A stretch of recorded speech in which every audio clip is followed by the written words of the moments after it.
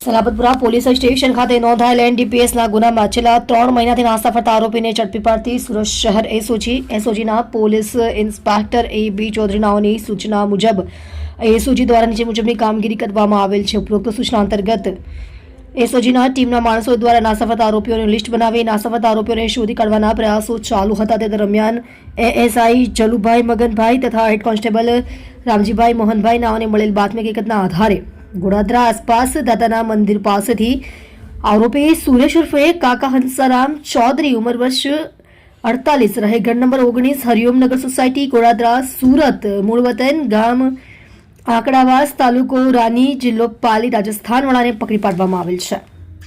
મજકૂર આરોપીની પૂછપરછ કરતા જણાવેલ કે ગઈ તારીખ 14/12/2025 ના રોજ અનવર પઠાણ નામના ઈસમને કોડિન સિરપની કુલ 230 બોટલ સાથે ઝડપી પાડેલ હતો। તે કોડિન સિરપની બોટલ પોતે આપેલ હોય, જે ગુનામાં પોતાનું નામ ખુલેલ હોય, જેથી નાસો ફરતો હોવાની હકીકત જણાવેલ છે। મજકૂર આરોપી સલાબતપુરા પોલીસ સ્ટેશન ગુનો રજિસ્ટર્ડ નંબર 2025 એનડીપીએસની કલમ 8C 21B 29 મુજબના ગુનામાં નાસ્તો ફરતો હોય, જેથી તેની વિરુદ્ધમાં કાયદેસરની કાર્યવાહી કરી આગળની તપાસ હાથ ધરવામાં આવેલ છે। તમે જોઈ રહ્યા છો DNY ન્યૂઝ ચેનલ રમન કૌરની સાથે।